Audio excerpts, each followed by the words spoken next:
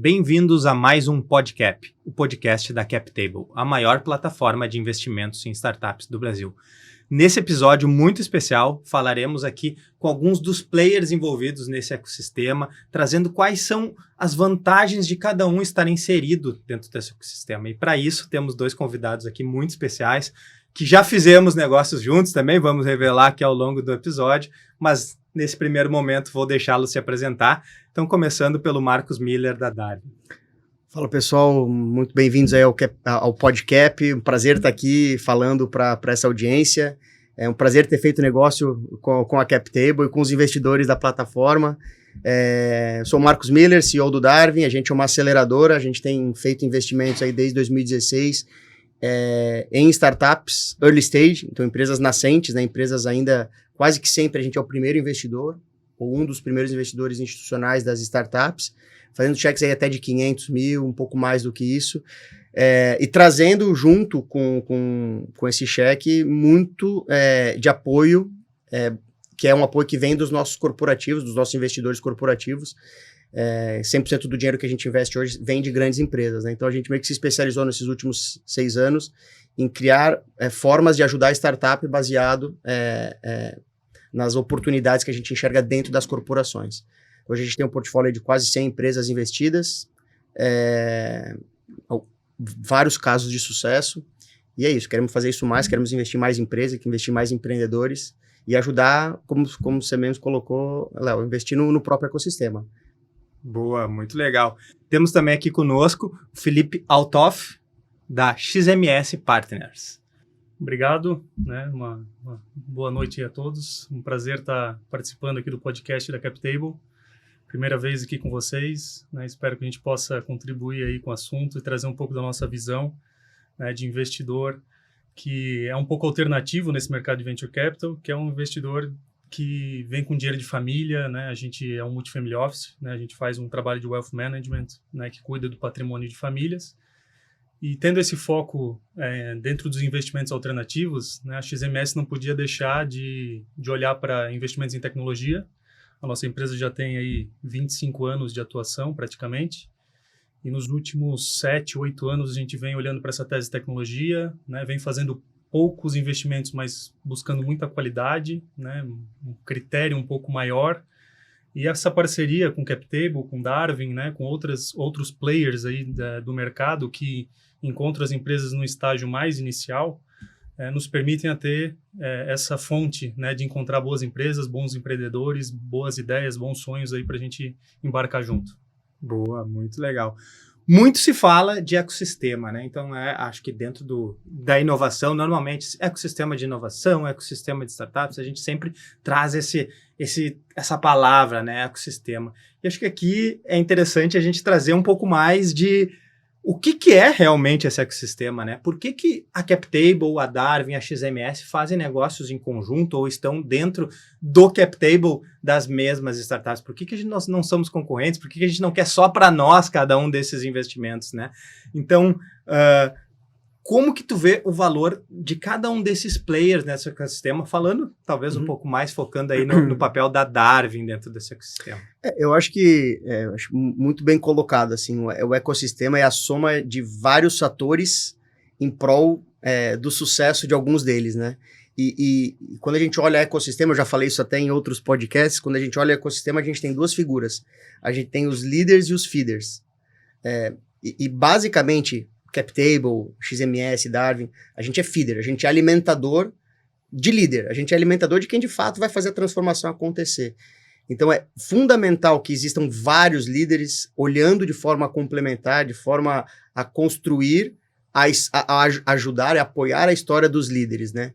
Quem transforma o ecossistema não são feeders, não é a Darwin, não é a CapTable, não é a XMS, são os líderes, são as empresas que a gente vai investir. Eu acho que é uma grande questão importante que a gente tem que colocar é isso.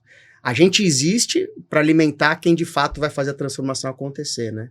E nesse caso, a transformação, às vezes, ela precisa de mais capital, então é importante ter instrumentos que possam botar mais dinheiro. Às vezes ela precisa de mais acompanhamento psicológico, então é importante ter estruturas que ajudem o emocional do empreendedor, que aí, eventualmente, puxa para um outro tipo de investimento. Às vezes, startup que precisa de visibilidade, de uma plataforma que torne a marca dela mais conhecida. Então, cada um dos tipos de investidores vai trazer um tempero para ajudar aquela startup a dar certo. Agora, uma coisa que eu queria destacar, assim, que para mim é muito relevante nessa jornada, a gente é um externo dentro do projeto desses empreendedores, né? A gente não é genuinamente fundador, né? A gente está ali para apoiar a jornada. E a gente só vai conseguir ajudar essa jornada se a gente conseguir gerar no empreendedor um senso de confiança. Então aí eu acho que é onde entra muito o tempero que cada um pode trazer, porque o empreendedor ele tem que olhar a CapTable, a XMS, a W como um parceiro da jornada para desafios que ele vai vir a enfrentar. E ele só vai fazer isso se ele confiar em vocês, se ele confiar na gente. Então a primeira coisa que eu traria aí é importante para o founder que está captando, seja com qualquer um de nós, saber que tipo de ajuda ele precisa e ser transparente com essa ajuda quando ele for buscar um investidor. Eu acho que isso é muito relevante. Porque daí até vai ficar mais claro em quem que ele precisa, né? Se é uma questão de mais alocação de capital, se é uma questão de mais ajudar com relacionamento com sócios, se é uma questão de visibilidade. Eu acho que o trabalho que o founder precisa fazer antes de chegar para a gente é deixar mais claro o que ele espera da gente, né? O que ele espera da Darwin, o que ele espera da XMS. Então, acho que tem espaço para todo mundo. A gente já fez vários co-investimentos, inclusive com outras aceleradoras, com quase todos os fundos do mercado a gente já fez co-investimento. Então é isso, eu acho que tem espaço para todo mundo, né? E se a gente olha para os Estados Unidos, que é um mercado acho que muito mais maduro do que a gente faz, se lá ainda está crescendo, se lá ainda tem espaço, imagina aqui. Então acho que a gente tem espaço para muita gente ainda dentro desse ecossistema aqui. Com certeza. Tanto local, né, nas nossas regiões, Porto Alegre, Floripa, São Paulo, quanto o próprio ecossistema nacional, né? Boa. E é isso, né? Não é só o dinheiro pelo dinheiro, mas apesar do dinheiro ser um componente bastante importante aí, mas falando dos temperos, qual que é o tempero da XMS? Então, eu sempre costumo dizer que o dinheiro é commodity, né? Um bom projeto, uma boa ideia, um empreendedor, né, que trouxer uma percepção de valor, ele vai ter acesso ao capital, né? Às vezes está mais disponível, às vezes menos, mas isso é consequência. Então, como o Miller falou, essa questão da jornada, né? É o dinheiro certo no momento certo. A gente está aqui, e daí tem tudo a ver com o que tu falou antes, que é não concorrência, né? O porquê que a gente não está preocupado em estar sozinho, né? E quer estar junto. Porque são dinheiros muito diferentes, né? A CapTable tem esse dinheiro focado em crowdfunding, né? Esse dinheiro que vem naquele momento onde você já consegue convencer, né, uma comunidade de que esse negócio faz sentido, né? O da Darwin vem um pouco antes, eu imagino, né? Aquele momento onde precisa daquele parceiro para colocar a empresa no trilho, né? Aquele cheque um pouco menor que vai tirar a empresa aí do ponto 0 ou ponto 1, ou talvez um pouquinho mais, né? Depois pode falar um pouquinho mais sobre o perfil do capital de vocês. E o nosso capital, e daí podemos até usar alguns jargões do mercado, de séries, de C, de série A, série B. Eu acho que isso está se caindo um pouco em desuso. Mas o que a gente busca entender é justamente em que momento que a gente pode ajudar, né? Já entramos em momento que eu considero errado, já.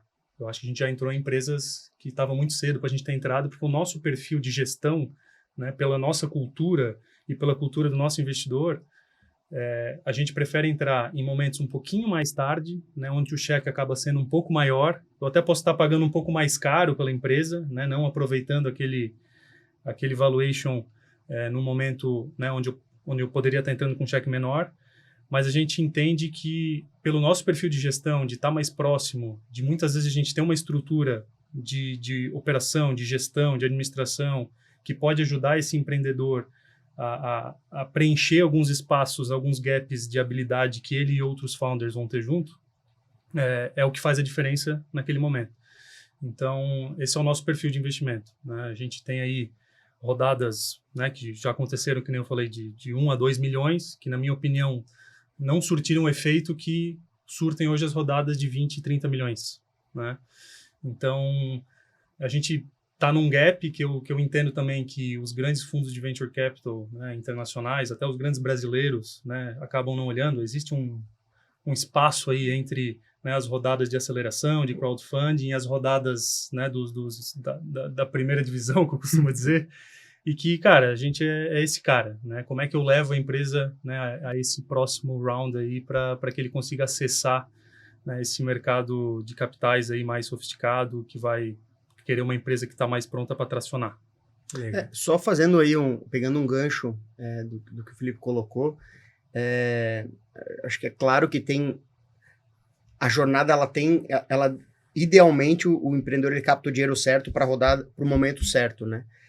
Mas viu esses dias um podcast lá nos Estados Unidos, eles estavam falando que dinheiro de venture capital é gasolina de foguete. Não basta ser um avião, não basta ser um carro mega rápido, é dinheiro de foguete. O que eu acho, e aí fazendo um outro contraponto, tem muito projeto bom que conseguiria captar, que consegue captar, mas tem muito avião captando, tem muito carro rápido captando, e aí tem um problema tanto para a Darium, quanto para a XMS, quanto para a própria CapTable, que são empresas que talvez não consigam realizar todo o potencial que o próprio founder imagina. E aí entra um pouco da provocação, que será que o founder precisa daquela rodada? Será que ele chegou no momento de fato captar aquele cheque? Ou ele está captando por pressão, porque o concorrente está capitalizado, porque ego, vaidade. Então, acho que uma questão importante aqui é dinheiro disponível. E, cara, por mais que a gente esteja vivendo hoje vamos chamar assim, um inverno no venture capital, nunca teve tanto dinheiro a ser investido. Dinheiro alocado, pronto para ser... Aliás, dinheiro pronto para ser alocado, né? O tal do dry powder que Sim. Nunca teve tanto no Brasil. Então, não é sobre estar difícil captar, é sobre eu ter a tese certa para captar o dinheiro certo. Então, acho que teve muito investidor que acabou fazendo o cheque com medo de perder, né, aquela história do medo de perder oportunidades que não estavam tão claras, que acabou fazendo commitment porque achava que o founder era bom e tal, mas que acabou comitando dinheiro em foguete, em carro, ou em bicicleta rápida, né? Tem muita gente que botou dinheiro em bicicleta. E, cara, bicicleta para se transformar no foguete, cara... Talvez nunca chegue lá. Então, acho que, só voltando aqui à provocação, acho que, além de ter uma questão da rodada certa para cada momento, tem também se venture capital, se investidor, é o caminho. Mas essa tua analogia de bicicleta e foguete, né, é muito em relação ao potencial do projeto ou à capacidade executiva?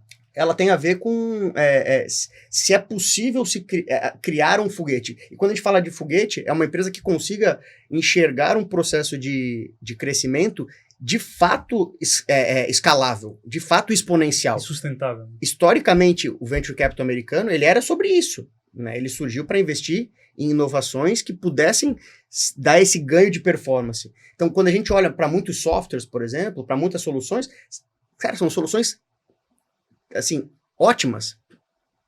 Tem lá, conseguem crescer, só que talvez não sejam empresas que vão conseguir devolver para o venture capital 100 vezes, que é um pouco da premissa. Então, eu acho que existe aí vamos chamar assim, e que eu acho que agora, nesse exato momento que a gente está vivendo do mercado, tá mais difícil de captar, eu acho que vai ter uma acomodação de tese aí muito importante. E de founders que vão ter que ser um pouco mais sensatos na hora de captar. Falar assim, cara, na boa, eu acho que agora eu preciso de 200 pau para a conta do ano fechar, não preciso de 3 milhões de reais. Ou talvez eu precise de 600 pau para chegar no próximo checkpoint. E aí no próximo checkpoint eu faço uma rodada de captação, porque daí tá mais claro se eu sou um foguete, ou se eu tenho, né, enfim. Então eu acho que é isso. Tem muita gente apostando em hipóteses, em coisas ainda que não estão provadas, e que aí não dá para saber se aquilo ali que bicho aquilo ali entendeu? Sim.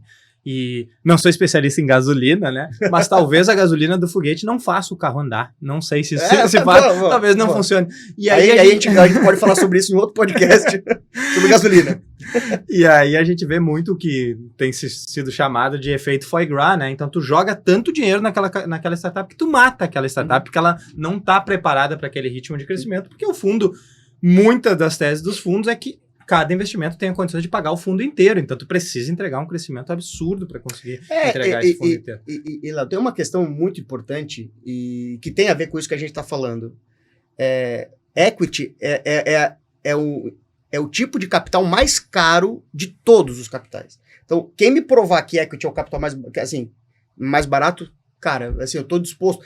Porque, cara, é a tua participação, é aquilo que tu acredita, é onde tu está colocando a melhor parte da tua vida naquele negócio. Então, e quando tu vai dar equity e tu não tem uma tese clara de onde tu vai gastar, como tu vai gastar, por que tu tá captando, a chance de tu gastar errado, ela é muito grande, cara. Mas pegando um gancho, eu acho que tem muito do papel do investidor também educar e ajudar a conduzir esse founder. Com certeza.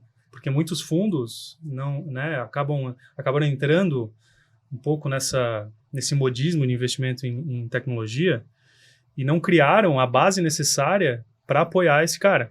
Eu vejo que isso, atrasou muito o projeto, né, estragou muita relação com o founder. Isso eu vejo que é um dos grandes problemas, assim, né, desse alinhamento de interesse e alinhamento da capacidade de entregar mais que dinheiro. Sim. E aí, trazendo, né, os pontos dos dois, né, muitas vezes o equity é o capital mais caro, concordamos com isso, mas muitas vezes é o único disponível. Não, tecnicamente é sempre o mais caro, nunca assim, vai ser mais barato. Mas às vezes ele é o único disponível. E por isso muita gente comete muitos erros, né? A gente conversa com startups aqui, óbvio, diariamente, ou participando de eventos e tudo. Muitas vezes tu vê aquele produto muito legal, aquela faixa de crescimento acontecendo. Cara, 60% da startup já está com anjo então, e cara, o cara não chegou num faturamento para conseguir Tem uma captar. frase para mim que ela é... Tem um VC nos Estados Unidos que chama Indie VC, que ele foi uma gestora, hoje não sei nem se existe mais, que era uma gestora que estava meio que questionando a forma como os venture capitalists estavam se estruturando nos Estados Unidos. E muito questionando essa premissa de alocação. É a minha melhor alocação. Cara, se eu encontrei uma pérola, eu quero alocar o máximo, mesmo que aquilo possa prejudicar o empreendedor. E, cara, isso é completamente... Sim, não faz o menor sentido. Mas esse VC tem uma frase lá que ele fala que cada centavo gasto errado é um centavo de diluição. E todo founder deveria dormir com isso, cara. Todo dia. Cara, eu captei 100 mil reais. Se eu gastei esses 100 mil reais em cápsula de Nespresso e essa cápsula de Nespresso não me aproximou do meu próximo checkpoint, eu diluí desnecessariamente. Eu diluí para uma cápsula de Nespresso. Então, a realidade do founder, ela tem que ser brutalmente neste sentido, cara. Eu tô dando a parte mais importante da minha empresa. Tem que fazer sentido. E aí que entra a história do dinheiro, de mais dinheiro do que o necessário. Quase todo mundo que a gente vê captando, capta mais do que precisa. Isso. E ele fala assim, tá, mas me apresenta lá o use of proceeds. Onde é que tu vai gastar esses 3 pau? Dá pra ser 1.800. Falei, cara, é 1.200 de diluição que tu não precisa trazer agora. Então, essa preocupação, e eu acho que essa responsabilidade que nós investidores temos que ter ao fazer investimento, é de que, cara, a gente tem que eventualmente sacrificar a chance de ter um upside gigante num projeto em detrimento do founder, de olhar a motivação dele, de olhar como ele vai enxergar essa jornada dali pra frente, sabe? Então, tem outra frase na indústria de venture capital não existe um deal excelente. Existe um deal bom. Se ele foi excelente pro venture capital, ele foi provavelmente pior do que ele deveria pro empreendedor. Se ele foi muito bom pro empreendedor, muito provavelmente ele poderia ter sido melhor pro venture capital. Então, esse equilíbrio é um negócio que a gente tem que trabalhar nos dias que a gente faz, entendeu? Dá pra gente botar um pouco mais de pressão no founder e negociar um deal melhor pra gente? Cara, dá. Mas precisa agora? Talvez não. Então, se não precisa, cara, tá bom. Vamos olhar um futuro. Então, assim, é difícil encaixar isso, mas é importante a gente ter essa cabeça. Se ele tá sendo muito bom pra alguém, ele provavelmente tá punindo o outro lado, entendeu? É um equilíbrio, é um tango. Entendeu? Se não está gerando problema no momento do aporte, vai gerar problema no médio prazo. E aqui existe uma simetria clara, né? O fundo ou o investidor profissional está fazendo isso todos os dias. O empreendedor não é full-time job dele isso, e muitas vezes é a primeira vez que ele está tendo aquele tipo de discussão e ele vai querer aquela pessoa, aquele fundo, aquele grupo no seu cap table e vai abrir mão de algumas coisas que talvez até faça mal para o investidor no futuro, né? Como vocês trouxeram aqui. Pô, muito, muito interessante essas frases aí, acho que vai dar para destacar essas frases aí bem interessantes mesmo. E olhando para um cenário 2023 agora, né? Então tudo isso hoje a gente tem a oportunidade de falar, já tendo vivenciado o 2021, um ano atípico. 2022 se considerou um ano, o começo do inverno das startups. Muito talvez porque o verão tinha sido quente demais no ano anterior, né? Mas como é que vocês estão ajustando as teses de vocês para esse cenário atual? É tudo culpa do aquecimento global, cara. Essas teses de inverno e de verão no Venture Capital aí. Mas boa pergunta.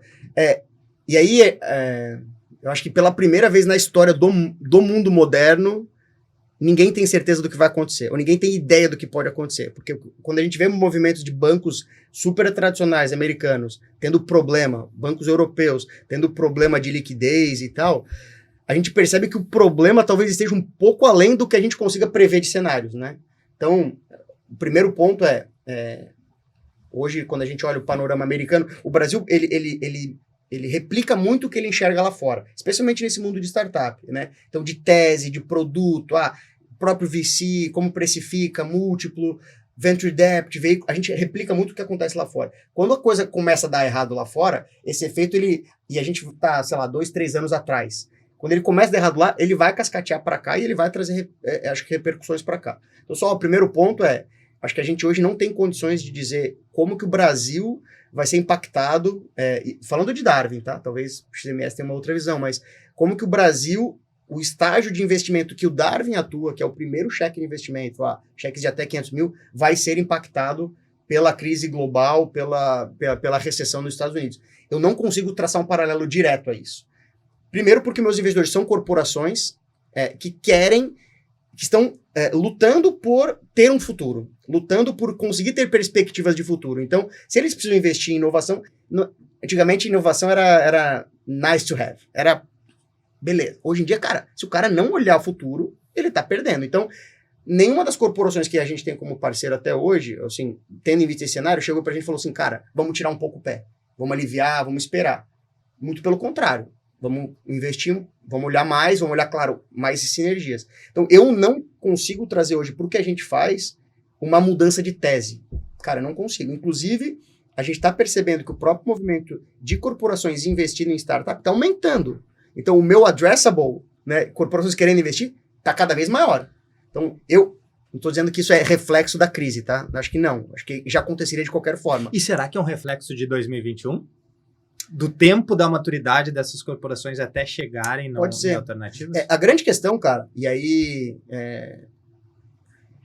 eu estava lendo um relatório de CVC da indústria americana, que já faz CVC, né, Corporate Venture Capital, há na 30 anos. Era, já. O último relatório que eu li, que é um relatório de 21, fala que 80% das corporações que já investem nisso há muito tempo ainda não sabem por que estão fazendo. Tô indo pro limite aqui, mas elas não têm uma forma clara de avaliar a efetividade das suas iniciativas de CVC, porque ela avalia de várias formas. Então, a grande questão a maioria das corporações que estão indo para isso não sabem por que estão fazendo. Qual é o propósito do investimento? Mas elas estão fazendo. E a verdade e olhando o histórico que a gente tem com os corporativos, é que está gerando resultado. Às vezes em ROI direta, retorno de investimento, em exits, às vezes em produto novo, às vezes em nova oportunidade de negócio, às vezes entrada do novo nicho, às vezes uma POC que vira um feature, que vira uma... Então, a conta está acontecendo.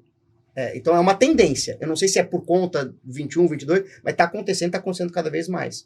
Só voltando aqui. No nosso caso, Darwin, posso até estar sendo um pouco irresponsável e tomar um puxão de orelha dos nossos investidores, mas eu não enxergo uma necessidade de mudança assim, imediata, baseado no que está acontecendo. Muito pelo contrário, eu acho que a gente vai ter mais chance de fazer melhores alocações. Bom, para mim isso é música para os ouvidos, né?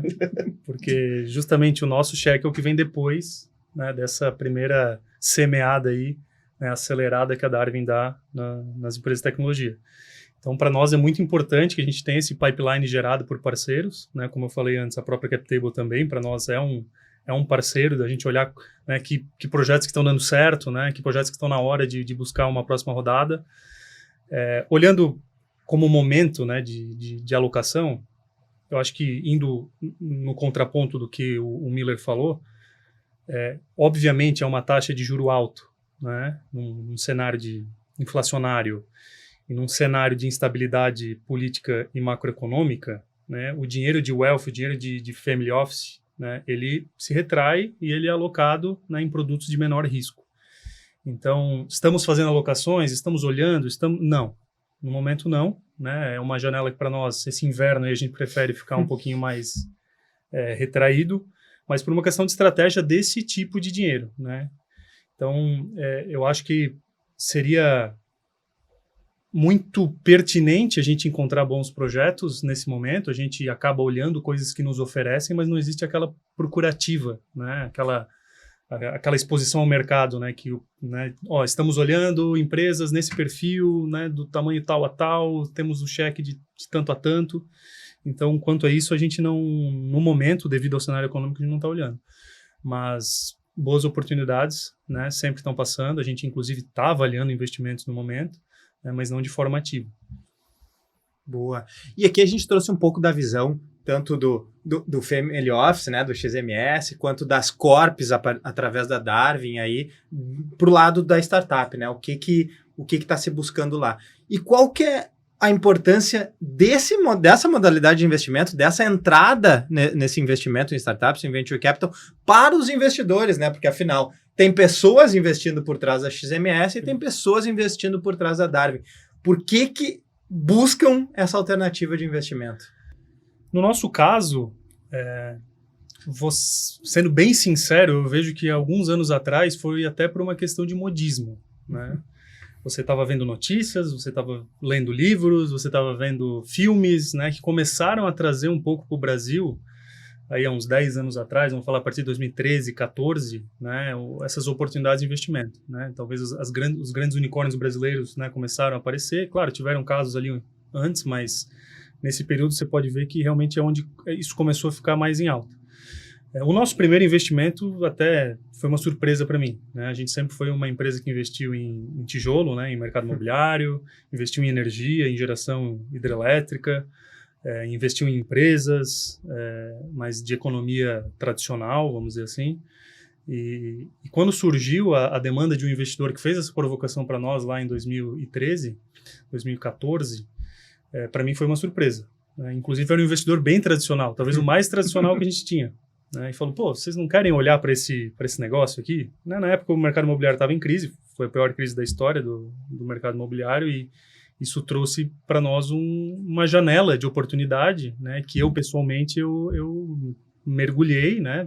Estudei, li, fui me certificar na área, fazer cursos, né? Ativei meu networking, busquei pessoas que eu conhecia que estavam atuando na área. A gente sendo de Santa Catarina ficou mais fácil, né? A gente já tinha ali Florianópolis como esse berço. Eu sou de Blumenau também é um polo de empresas de tecnologia, tem grandes empresas lá. E esse ecossistema, então, já estava funcionando, né? Quando eu entrei nisso aí. Então, mas foi curioso, assim, não foi algo super planejado e que eu podia te contar uma história bonita aqui de como a gente foi assertivo nisso. Não, foi uma provocação dos investidores que naquele momento, né, nos demandaram olhar para coisas diferentes. E foi um sucesso. O primeiro investimento a gente já entrou, já saiu, né, inclusive para uma corporate grande, que foi num software de logística.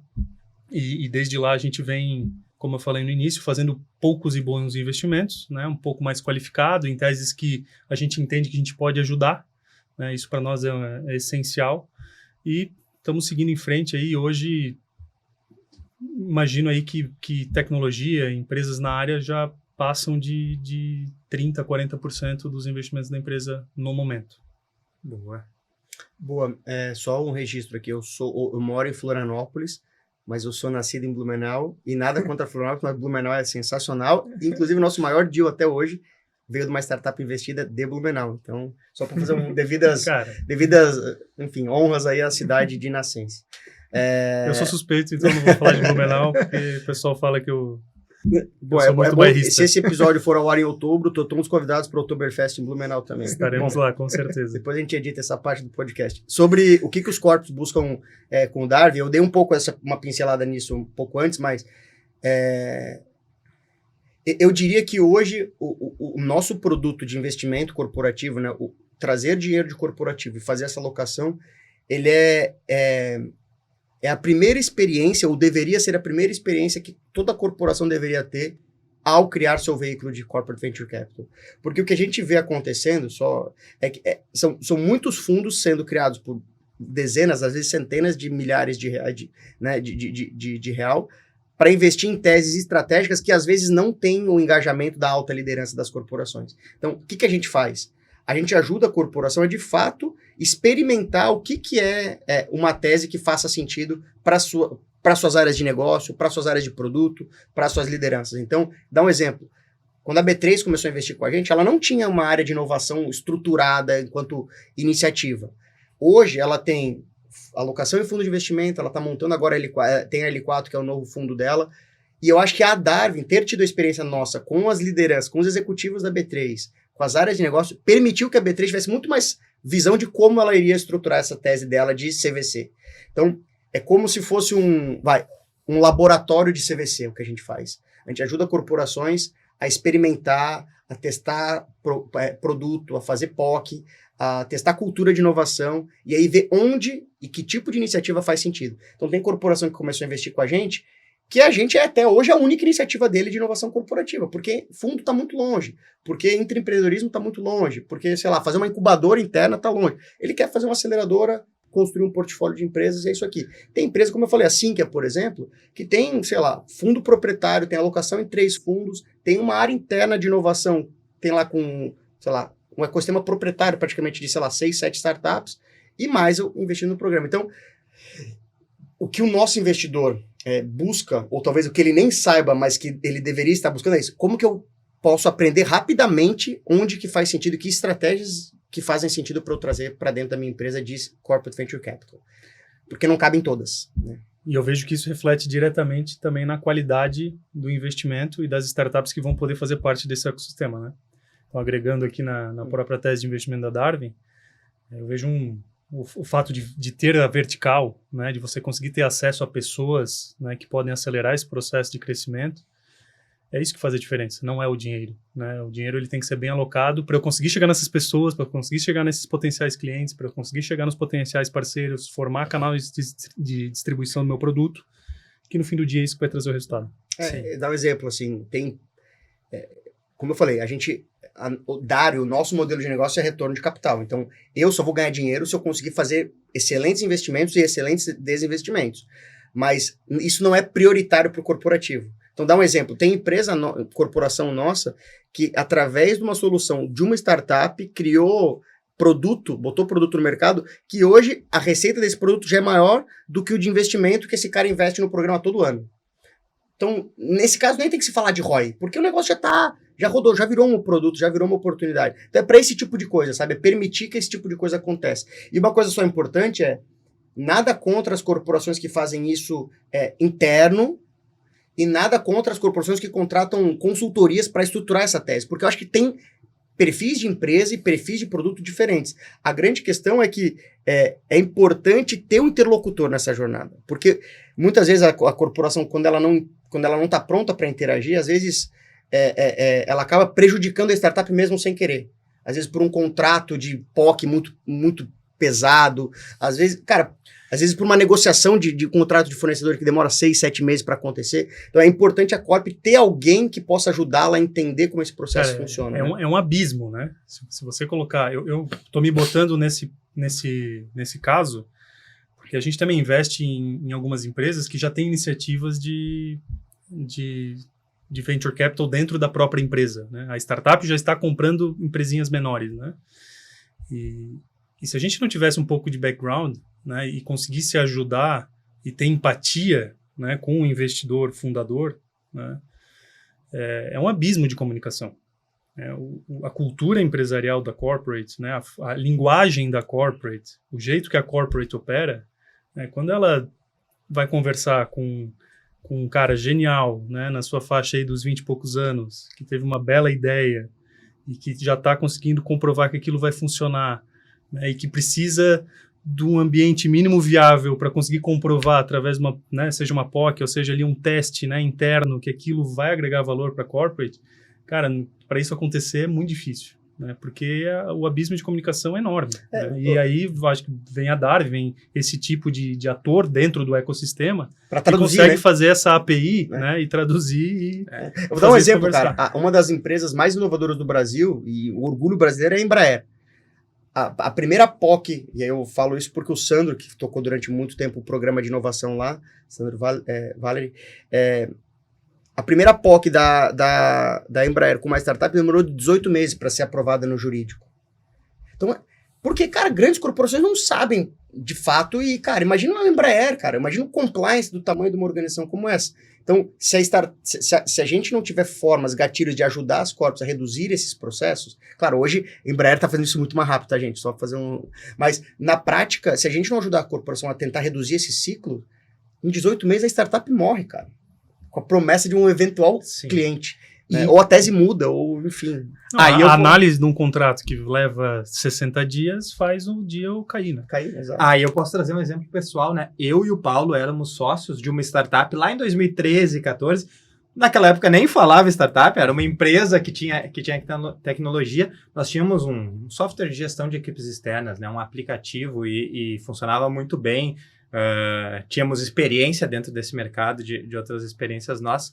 A gente começava regionalmente numa empresa. Quando a gente pegava o contrato nacional, que aí ia para um contrato de 6, 7 dígitos, a gente perdia o contrato, porque a gente não tinha um balanço, porque éramos só os 4 sócios na operação. Então, as corporações não estavam nada preparadas. Acho que de 2013, 14 para cá, já não é nada. Mas ainda tem esse abismo que tu trouxe, né? Ainda precisa muita coisa acontecer para esse dia a dia das startups ser facilitado. E também, da mesma maneira que tu trouxe das corporações, trazendo para o seu dia a dia algumas coisas que aprenderam ali com as próprias startups envolvidas, a gente escuta aqui da nossa base de clientes aqui, já nos trouxeram sobre inovação transversal, né? E o que é isso? Escutei esse termo e fiquei na minha cabeça, né? Fui perguntar para a galera. O que eles dizem? Às vezes eu sou empreendedor de uma empresa muito tradicional, fabrico tijolo, fabrico balão, sei lá, qualquer coisa assim, mas eu investi naquela startup e trago para o meu modelo de negócio o método de vendas deles, o método de atendimento ao cliente, o método jurídico que eles... MRR de tijolo, cara. Fazer tijolo recorrente aí, ó. Tijolo as a service. Tijolo as a service, é isso aí. E aí, trazendo isso, às vezes o cara colocou 50, 100 mil reais ali que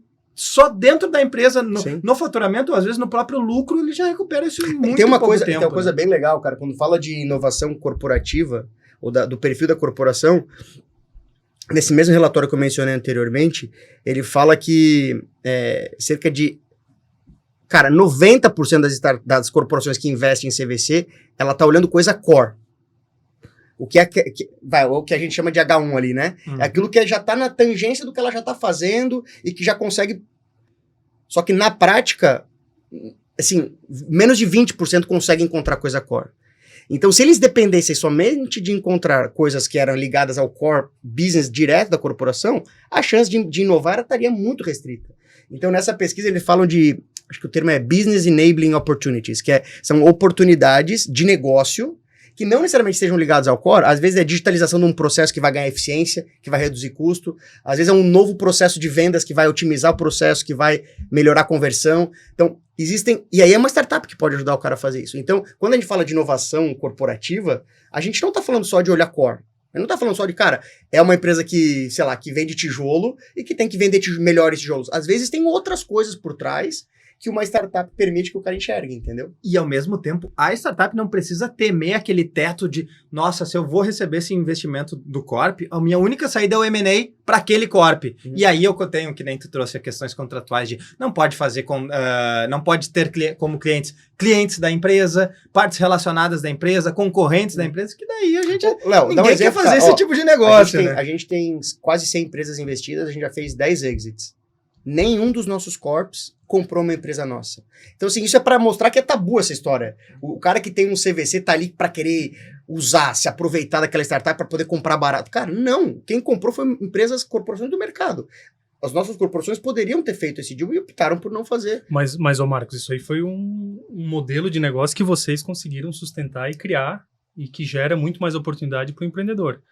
Porque acontece sim, e é muito usual que as corps vejam as startups como futuras aquisições e como pedaços do seu negócio que estão faltando. Boa, eu acho que é aí que o modelo multicorp, o modelo setorial, ele para de pé. Porque o nosso caso, por exemplo, Fintech, que é hoje o programa que nos deixou conhecido e tal, e que é o programa que tem o Safra, a B3, a Sync, a RTM, enfim, TransUnion. Este programa ele tá na tangência de tudo que é fintech, ele olha tudo que é fintech, mas ele olha outras coisas. Mas quando ele olha a fintech, ele olha com o olhar da B3 e ele olha com o olhar do Safra. Cara, é diferente uma fintech nesse olhar. Então, traz oportunidades de investimento sinérgicos de teses diferentes dentro de um mesmo projeto, né? Então, gera mais chance de ajudar. E quando esse cara tá performando, assim, quase que nessa estrutura de multicorp, se o cara quiser comprar um desse, ele vai ter que comprar dos outros 4. Então, gera ali automaticamente já gera um bid. Então, na pior das hipóteses, ele vai, beleza, vai gerar valor. Vai gerar valor. Entendeu? Não é um deal, não é o programa de uma corporação montando esse programa que já está mirando uma consolidação. Mas eu acho que o que resolve isso é que as relações contratuais também são abertas e não vinculam o empreendedor, Exato. No teu caso, que eu conheço os contratos que a gente já investiu junto, não vinculam o empreendedor a vender para a Corp, ou ter um follow-on da Corp. Isso é outra coisa assim, que é muito importante.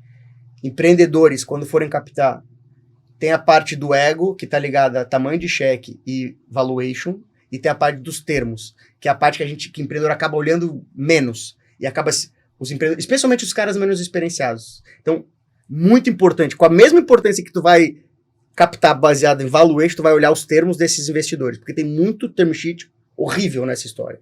E sobre os termos, né, um pouco dessa história do Corp,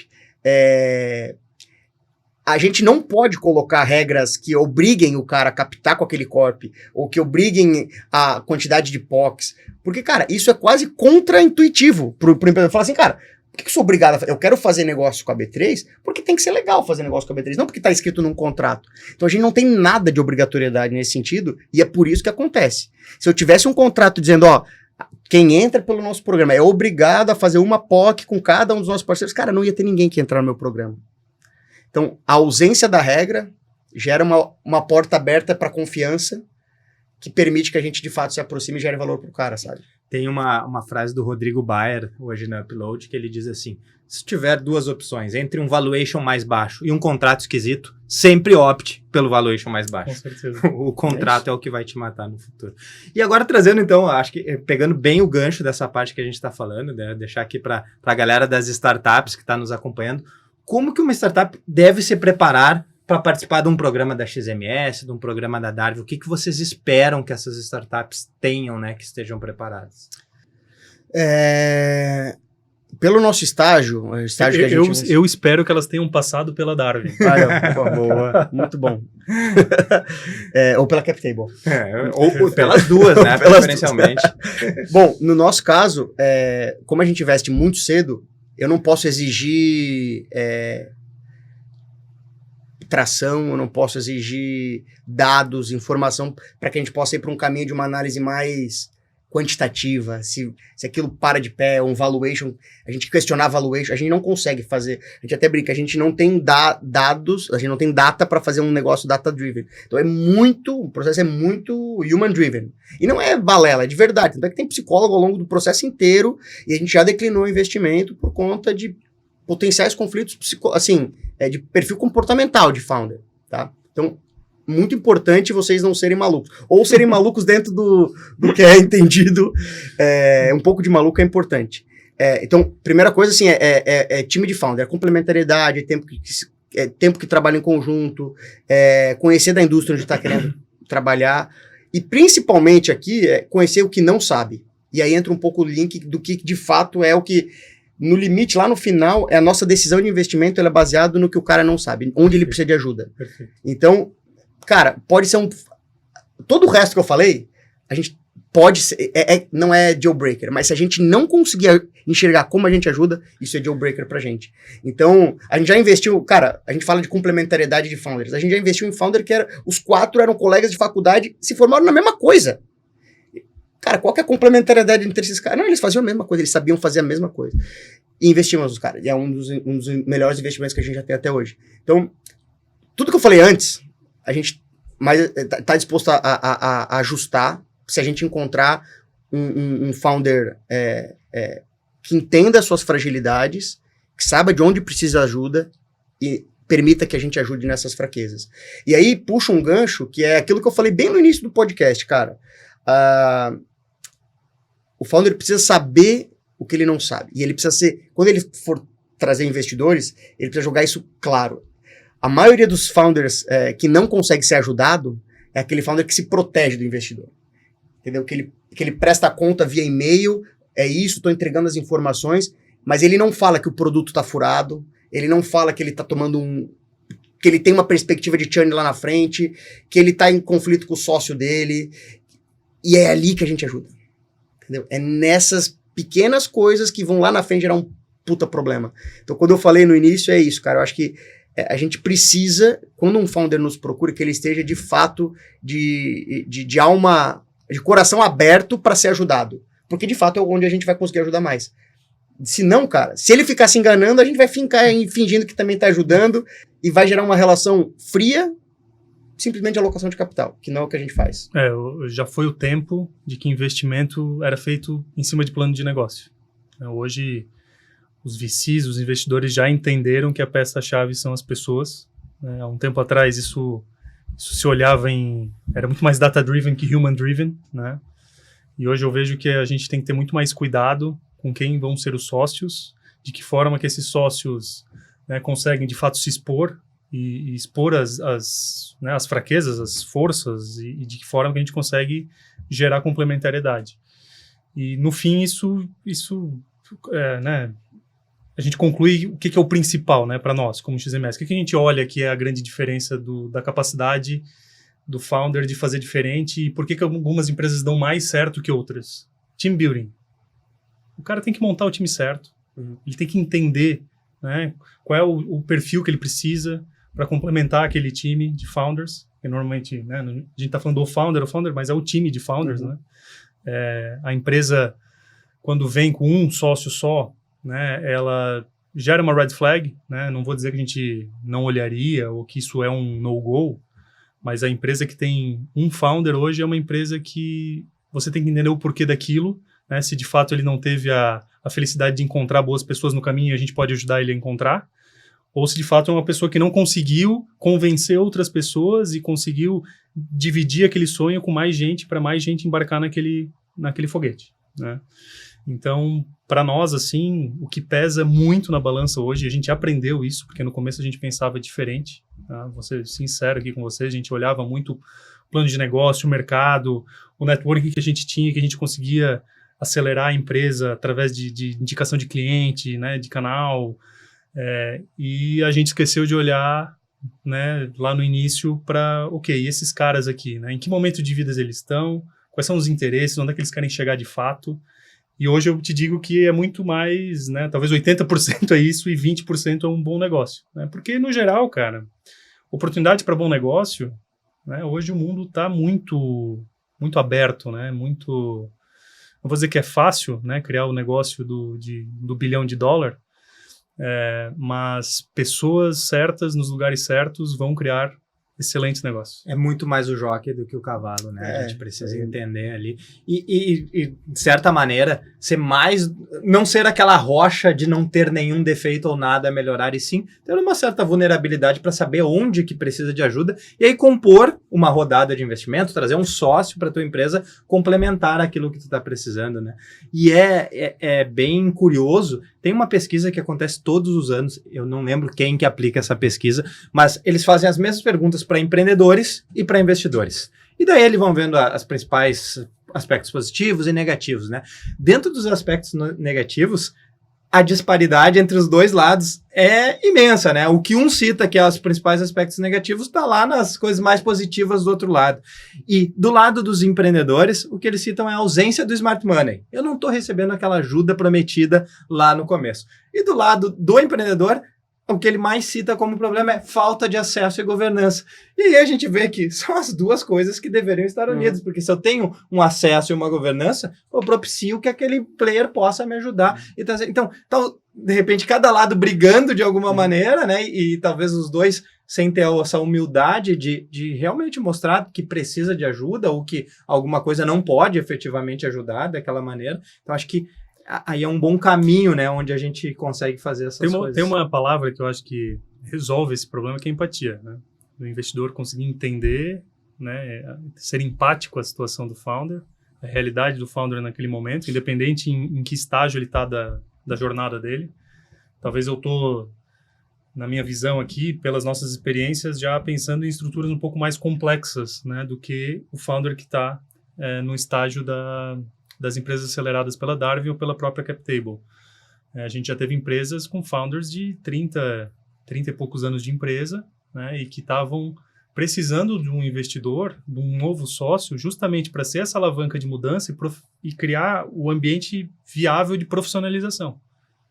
Cara, isso muda totalmente o jogo, né? Você consegue destravar muito valor de empresas que também estão nesse estágio. E por mais que o público aqui da CapTable talvez não se enquadre nesse perfil de empresa, né, dos seus 20, 30 anos, com certeza muitos investidores da CapTable estão se vendo nessa situação, né, que hoje está lá numa idade já que talvez não deveria estar na ponta da execução, deveria estar tendo acesso a novas mentes, novas cabeças para ajudar a construir e levar a empresa, né, para aquele outro ponto que ele já não se sente preparado ou que ele vê que já atingiu o topo da sua capacidade executiva, né? Então, é interessante, assim, eu estou trazendo esse exemplo justamente para voltar na palavra empatia. Né? Porque se você não tiver empatia pela situação, você não vai conseguir achar uma solução. Cara, eu acho que tem duas coisas que resolveriam acho que 100% do problema, 99% do problema do Venture Capital no mundo. Acho que é empatia e eu acho que é alinhamento de expectativa. Então, se o investidor e o empreendedor estão alinhados com a expectativa, não importa que não é um foguete, cara. Se aquilo está alinhado, se aquilo é a perspectiva que foi combinada, se aquilo é o sonho que a gente vai entregar, cara, não tem problema. E não tem, tá tudo certo. Mas alinha essa expectativa. Então, a empatia, que eu acho que é se colocar no lugar, né? O investidor se colocar no lugar do empreendedor, o cap table já tá fragilizado, tem que dar uma flexibilizada, tem que ajudar o cara. E da mesma forma, o empreendedor tem que entender que do nosso lado a gente tem que retornar capital. Então, todo mundo tem que ter essa empatia. E o segundo ponto é alinhar a expectativa. Combinar o que de fato eu vou trazer para o jogo, o que o empreendedor espera que seja trazido para o jogo. Porque eu acho que é aí que existe um encantamento para garantir que o deal aconteça, que o founder mente pra caramba. Não, porque eu preciso disso, daquilo outro, e é isso, e vai... E o investidor quer convencer, quer ser escolhido, ele fala assim, não, porque eu gero isso, gero aquilo outro. Mas na prática, tem que existir um alinhamento do que de fato é. Quando essa fumaça baixar, o que sobra? E sobra esse alinhamento de por que a gente está junto. Então, seja um venture capital em early stage, seja um venture capital em Series D, por que esse cara está investindo? Qual que é a expectativa desse cara? Tem que ser muito claro. Tem muito, e eu falo muito, investidor que tem desalinhamento claro de expectativa com o empreendedor. O empreendedor topa sair por 50 milhões de reais e está captando a 45 com esse investidor. E pelo contrário do que muitos imaginam, esse problema ele é mais sério no início e vai se tornando menos sério conforme a empresa vai se profissionalizando e os níveis de governança vão sendo implantados. Depois com conselhos de administração, profissionais. E sabendo que a gente investe, grande parte dos investidores que a gente investe a maioria é a primeira empresa do cara, esse cara eu sei que em algum momento vai vir alguém e vai falar assim, cara, vem pra cá, vamos conversar, vamos fazer um M&A, eu sou estratégico. Por isso eu até criei o termo lá que é o mínimo sucesso viável. Cara, o que te tira hoje da mesa? Na boa. Qual que é o cheque que tu fala assim, não, daqui deu. Porque se esse cheque for 20, a gente não vai captar seed. A gente vai com esse dinheiro até onde dá. Ah, não, se o teu valor for 50, 60, aí a gente pode pensar num seed, mas tem que ser um seed muito bem precificado. Porque se pintar um cheque de 50 logo depois, esse fundo vai ficar puto da cara. Porque esse fundo tá pagando 20 para sair por 120, para sair por 150. Então, esse jogo de qual que é o mínimo sucesso viável para o empreendedor, ele tem que fazer todo dia com os founders. Ele fala assim, cara, mudou. Agora é 50. Não, agora é 100. Até onde a gente está disposto aí e qual que é o eject button aqui, entendeu? A partir de onde já é um sucesso. Esse tipo de alinhamento tem que acontecer, cara, a cada 6 meses tem que acontecer dentro da startup. Porque isso muda. E isso muda a estratégia, entendeu? Muda o tipo de empresa que ele vai captar. Sim. E aí, nesse exemplo que tu trouxe, né, sobre as saídas, né, muitas vezes o empreendedor, nesse ego que a gente falou, na vaidade de ter o valuation mais esticado, aceita esse contrato que entregou para ele, de repente, um valuation maior, mas colocou uma preferência de liquidação também lá em cima, que numa saída ele vai estar fazendo uma saída que seria o mínimo sucesso viável para ele, mas que no fim vai ser um fracasso, cara, né? Ele entregou tudo isso pro... Essa é uma estratégia questionável, né? Tem muito ativo hoje, unicórnio marcado nos Estados Unidos, com marcação de captação, que hoje, executando os liquidation preferences dos investidores que entraram nas últimas rodadas, não tem mais equity pro founder. Então, o cara levou a empresa a ser um unicórnio e por causa dessa necessidade de capital, por causa desse hype, ou por causa de... ele trouxe uma necessidade de várias captações, que levou ele a assinar contratos que talvez não sejam os melhores contratos, e que levou hoje uma empresa de avaliação de mais de 2 bi de dólar. Se ele pagar o que ele deve para os fundos em equity, ele não sobra equity para ele, cara. Então, e não é um caso, são vários casos nos Estados Unidos que aconteceu isso. Então, cara, de novo, alinhamento de expectativa, cara, é isso. Por que esse dinheiro, o que você vai fazer com esse dinheiro é muito Isso importante. traz outro ponto, que é o quanto o investidor também está disposto a sentar na mesa, entender a situação e fazer os devidos ajustes, né? Porque eu não lembro de nenhuma operação que a gente fez que não teve ajuste em algum momento. Eu não estou dizendo que isso é óbvio, que isso é, né, algo que a gente faz porque o fundador pediu, né? Mas muitas vezes você tem que entender o momento que a empresa está, o cheque que ela precisa para ter um runway necessário para chegar no próximo checkpoint, e você precisa fazer ajuste. E se você tem fundos que ou não têm experiência ou tem uma cultura, né, de seguir à risca 100%, né, do contrato no momento que a empresa passou por um turbilhão de coisas, né, pandemia, etc., rodadas lá atrás que talvez foram valuations errados, né? Então, cara, nada é óbvio nesse mundo, né? Então o empreendedor, ele também tem que ter essa visão de que ele precisa ter gente do lado dele que ele confia, que na hora que precisar ter solução, ele vai ter solução a 4 mãos com esse investidor. Eu acho que solução também é uma das palavras-chave, né, que o investidor tem que trazer para o empreendedor, para o founder. Solução não para todos os problemas, porque a gente também não estaríamos aqui, né? Mas eu acho que um papel do sócio, né, e eu me coloco mais como sócio, tá? A gente não tem uma posição, a gente não fala que a gente é investidor, a gente fala que é sócio. É uma forma da gente ver o negócio, é uma forma até da nossa postura, porque como a gente entra no estágio um pouco à frente, a gente, né, tá lá no dia a dia do conselho, tá lá no dia a dia ajudando com uma cadeira executiva, tá lá no dia a dia com, né, algum trabalho paralelo para ajudar a executar um plano estratégico.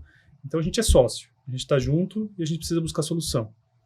E a partir do momento que o investidor, né, lava as mãos, né, e não ajuda o negócio que merece ser ajudado, é onde começa a dar o problema.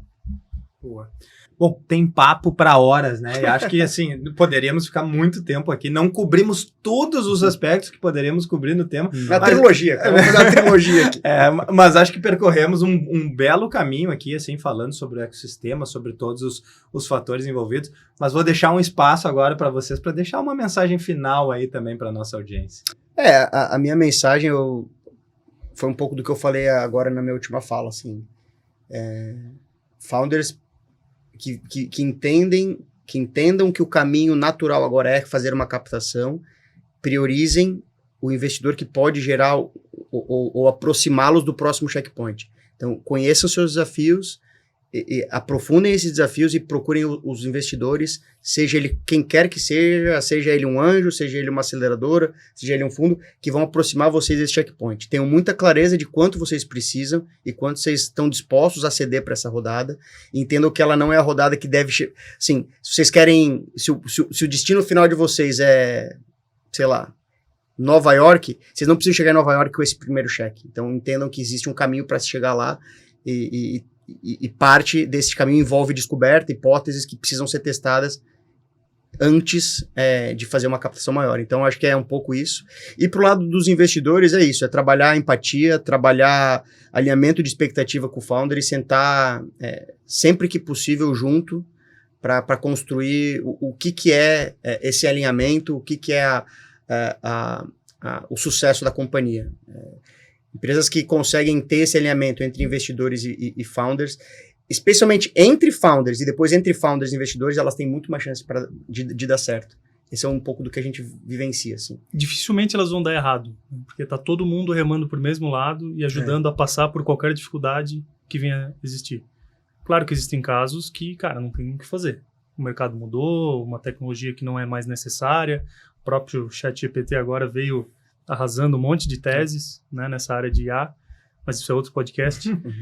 Mas, assim, complementando, acho que o Miller já foi muito feliz na despedida dele, mas complementando, gere relações de confiança. Esse é o resumo da ópera, né? Tanto os investidores quanto os founders têm que ter relações de confiança. Porque vai ter problema, vai ter reunião ruim, vai ter conversa pesada, vai ter dor de barriga. E se não houver uma relação de confiança, né, onde está tudo alinhado, as expectativas, a gente sabe o que é justo, né, o que faz sentido, cara, não vai funcionar. Então, o founder desse que está lá no início, buscando o seu primeiro cheque, ao founder que está buscando o seu cheque intermediário, que vai colocar ele aí na primeira divisão do mercado, gere relações de confiança. Porque os piores casos que a gente viu até hoje, e que eu presencio, inclusive, né, quando a gente olha e vê que não vale a pena investir, é porque a gente percebe nuances de falta de relação de confiança entre os próprios executivos fundadores, mas principalmente entre os fundadores e os sócios que eles já têm, né? Então, eu não quero entrar num negócio que eu já sei que eu vou ter problema depois. Já sei que tem gente lá que já não está mais querendo remar ou que já soltou o remo. Muito obrigado, Felipe. Muito obrigado, Miller. Nós aqui da CapTable já fizemos deals com Darwin, com XMS, com Darwin e XMS. Então, assim, felizmente todos esses negócios aí estão caminhando de uma maneira bastante positiva, né? Esperamos que mais e mais deals aconteçam aí e que a gente continue fortalecendo esse ecossistema, trazendo mais gente junto, mais gente boa para dentro desse jogo, porque é disso que a gente precisa, né? Então, acho que um ecossistema forte é um ecossistema onde essas partes sabem jogar junto e todas as partes se beneficiam de fazer esses investimentos em conjunto. Muito obrigado. Tomara que venham aí novos podcasts, novos deals. Esperamos vocês aqui Com sempre. certeza. Boa. Muito obrigado aí, gente. Boa Até ouvida mais, aí para pessoal. todo Obrigado. mundo. Valeu. Obrigado, audiência. Valeu, até a próxima.